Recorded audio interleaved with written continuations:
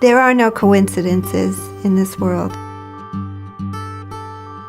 I didn't know anybody with an MPN, but I think that there was a greater purpose, and that was to become involved in that community so that when my close friend was diagnosed with an NPN, I could be there for her. My name is Sarah Goldberger.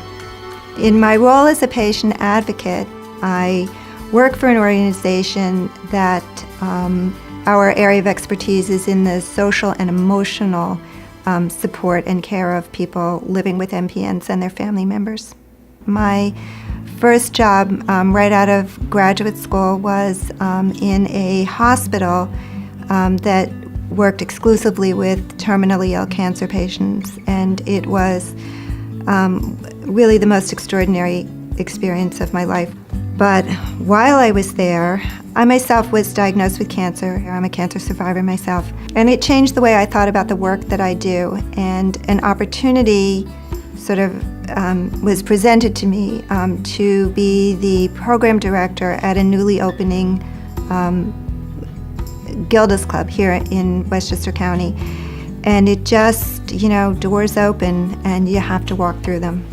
And so several years ago, when Gilda's Club and the wellness community merged and became the cancer support community, I had the opportunity to move to the new headquarters organization where I am still working.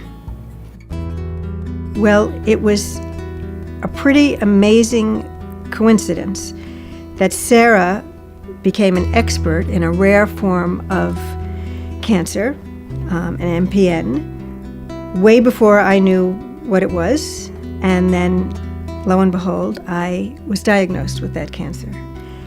And it just was just pretty phenomenal that such a close and wonderful friend turned out to have a tremendous amount of expertise in the land that I arrived in not knowing anything. She, like anybody would be, was clueless as to, what's the first step, what's the next step, what do I need to do?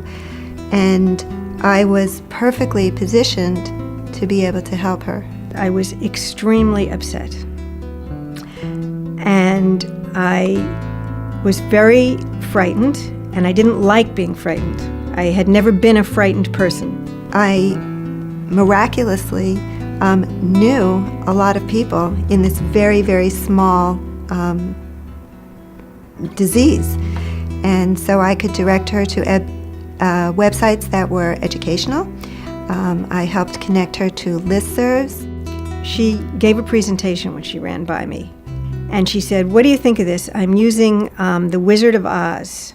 When you're first diagnosed, you feel like a cyclone has hit you, and you find yourself landing in a strange and foreign land where nothing is familiar to you. But there is a path." And the Yellow Brick Road is the path that anybody who's diagnosed with cancer needs to follow. And you hope that you have your dog, your Toto, and the scarecrow and the lion and the wizard himself, and to walk down that road with you so that you're not alone. People living with MPNs, it's a different experience than other kinds of cancers.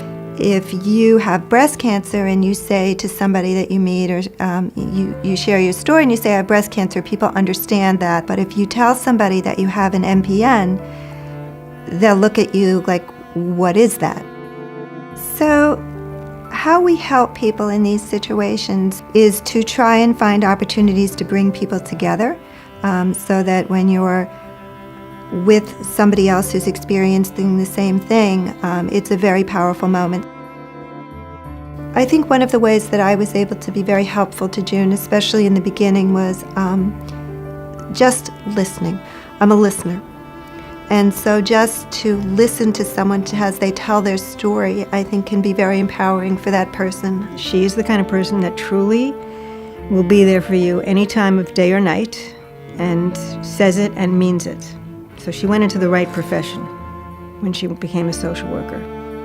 I just feel like I'm an ordinary person doing what anybody would do for a friend. She took me from confusion and fear to clear thinking a proactive role in my own care, and an optimism that I can deal with this. I don't feel like I'm a hero. I feel like June is the hero, and the people living with MPNs are the heroes. They go through this every day. I'm just doing my job. I think I do my job well, but I also feel like I'm very lucky to have the job that I have. Working with people with cancer has taught me more about living life than you can ever imagine.